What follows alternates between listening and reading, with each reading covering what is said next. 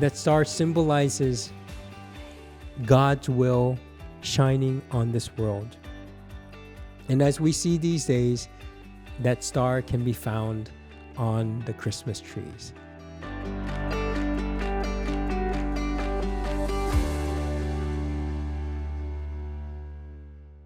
Welcome to Bridge Builders, where we connect church lingo, culture, and our faith, hoping that this will help us grow in our understanding to live out our purpose. My name is Sung Soo Jun. You can call me RJ. I'm really grateful that you are here today as we are going to talk about Christmas tree and the stars. Thank you once more for joining in. Please subscribe, like, and comment. And if there is any particular subjects that you would like us to talk about and go deeper, please, whether you comment or DM us, just let us know that we can talk about them in our future episodes. Today I want to talk about Star over Bethlehem. And Chuck No's church has a unique way of talking about the star. He was talking about how no one really knows which star was, that the three Magi's, and of course, I have to say, it's not three Magi's, it's the Magi's. We don't know how many were there. We say three because they have brought three gifts. I'm going to talk about that later. But those Magi's had followed. There's not a particular star that they identified. However, the significant thing is that it was such a uniquely bright star that these wise men had to travel from the east to find the promise. In Matthew chapter 2, verse 1 and 2, it says, "Now after Jesus was born in Bethlehem of Judea, in the days of Herod the king, behold, wise men from the east came to Jerusalem, saying, 'Where is he who has been born King of the Jews? For we have seen the star in the east and have come to worship him.'" It just shows how they just came and followed the star. And without knowing where that star is going to end, they said, "We are going to embark in this journey." Of course, as you know, Herod was just completely surprised. He had no idea. And then he asked them to go and identify and worship the new king. And the story continues as they have depart from Herod's palace. And Herod just let them go, of course, saying that you should worship the king and then let me know. In Matthew chapter 2, verse 9 and 10, it says, "They went their way, and the star had they seen. When it rose, went ahead of them until it stopped over the place where the child was. When they saw the star and they saw it stop, they were overjoyed." They came all this way to worship this king. They actually carried three gifts, which I had shared and alluded that is where we have the three kings. It's not because there was any Bible that said that there was three Magi's. They brought gold, frankincense, and myrrh. The gold was a symbol for the king that symbolizes royalty, wealth, and power.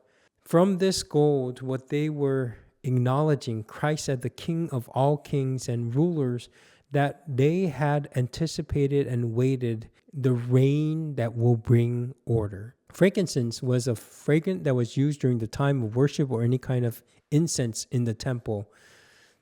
So not only recognizing Christ as the king, they were also recognizing Christ in his holiness and recognizing Christ as the priest of all priests. And that frankincense is something that continues to remind us of God's holiness and God's presence in the world. I remember a sermon series that I called Presence of God, and I shared how the incense that are used in the temple of frankincense were a reminder of God's presence in our lives. And someone brought me a gift of a hand soap that has a fragrance of frankincense, and I have to say, it was one of the best hand soap I ever had. That fragrance reminds us of God's presence in our lives. And of course, the third, that was the myrrh, is actually a bitter perfume that was anointing that was used for the embalming of the dead, which may this have been a prophetic proclamation of Christ's death on the cross. Now, there are some traditions that say that these gifts of gold, frankincense, and myrrh, which were very costly gifts and presents, were God's way of preparing Joseph and Mary as they fled as a refugee, trying to get away from Herod's reign, fleeing to Egypt. They needed money, and this was how they were able to survive until Herod had died. That star symbolizes God's will shining on this world. And as we see these days, that star can be found on the Christmas trees. You may have heard about my rant of having the Christmas tree lighting before Thanksgiving just kind of really upsets and disheartens my heart. But now this is a time to celebrate and really see the light of the Christmas tree. I used to have a house that had a fireplace, and yes, it was such a beautiful scene, having in the darkness, having the fireplace with the Christmas tree lit up, gazing onto the star was such a great moment to remember. The tradition of Christmas trees, as you know, started in medieval Germany as evergreens, and the trees were symbolizing the everlasting life in the depth of winter. We talked about that through our Advent wreath video. And by the 16th century, that's when it became a tradition where people started to decorating the evergreen tree with candles and representing the Christ coming into the world as a light. And of course, coming down to the 19th century, that's when we started bringing the Christmas tree inside and decorating it. And then at your church, some of you might remember that the ornaments in the church that are used are called the Chrismon ornaments. Chrismon really is for any kind of symbol that reminds us of Christ's lordship, Christ's priesthood, and Christ coming unto the world.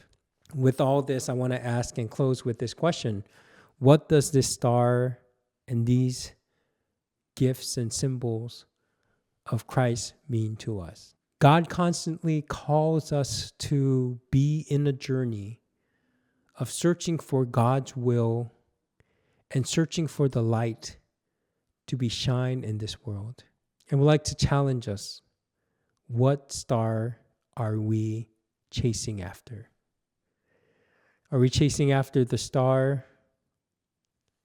that glorifies ourselves? Or are we following, searching, and continuing to be in a journey of following God's will in our life? Merry Christmas as you continue to search for that meaning.